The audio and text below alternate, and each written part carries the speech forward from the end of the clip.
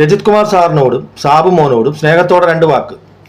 അനീഷ് അവിടെ ഒറ്റപ്പെട്ടത് ബോധപൂർവമാണ് എന്ന് പറയുന്ന രജിത് കുമാർ സാറിനോട് ഞാനൊരു ചോദ്യം അങ്ങോട്ട് ചോദിക്കുകയാണ്. സാർ ഒറ്റപ്പെട്ടത് ബോധപൂർവമാണോ, സാറിനെ ആരെങ്കിലും ഒറ്റപ്പെടുത്തിയതാണോ? സാറിനെ ഒറ്റപ്പെടുത്തിയതാണെങ്കിൽ സാർ ഒരു വൃത്തികെട്ട മനസ്സിൻ്റെ ഉടമയായിരിക്കില്ലേ?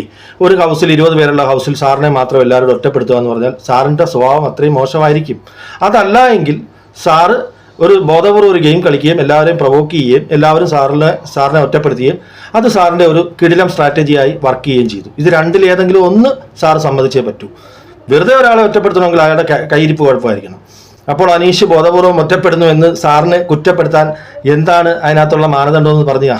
പിന്നെ അടുത്ത ആള് അഗ്രസീവ് ചവിട്ടിക്കീറൽ ടോക്സിക് സാബു മോനെ, സീസൺ 1 സാബു മോനെ, നിന്നോട് ചോദിക്കാനുള്ളത് ഒറ്റ ചോദ്യമേ ഉള്ളൂ. സീസൺ 1 ഭാഗ്യത്തിന് ആരും കണ്ടില്ല, അധികം ആൾക്കാരൊന്നും കണ്ടിട്ടില്ല. അന്ന് ലൈവും ഇല്ല, ഒരു പിണ്ണാക്കും ഇല്ലായിരുന്നു. നീ അനീഷിനെ വാണക്കുറ്റി എന്ന് വിളിച്ചിട്ട് നീ വീണ്ടും ന്യായീകരിക്കാൻ വേണ്ടി വീണ്ടും പറയുകയാണ് ഞാൻ എന്തിനാണ് അങ്ങനെ വിളിക്കുന്നത്, എനിക്ക് അനീഷ് ചോദിച്ചിട്ട് എനിക്ക് എന്ത് കിട്ടാനാണ്, അനീഷിന്റെ സ്വത്തല്ല എനിക്ക് എടുത്തു തരുമോ? ഇതിനൊക്കെ എന്താ മറുപടി? കേരളത്തിലെ ജനങ്ങൾ ഇത് കണ്ടുകൊണ്ടിരിക്കുകയാണ്. സീസൺ 1 അല്ല, സീസൺ 7. മനസ്സിലായോ? അന്നത്തെ കാലത്ത് അത്രയും വർഷം മുന്നേ ആയതുകൊണ്ട് താങ്കളൊക്കെ രക്ഷപ്പെട്ടെന്ന് കൂട്ടിയാൽ മതി.